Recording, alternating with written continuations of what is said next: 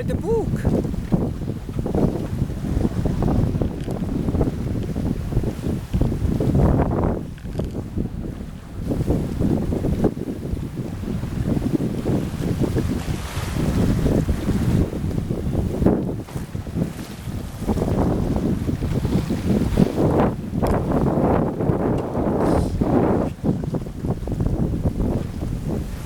Jetzt kommt der Pol noch.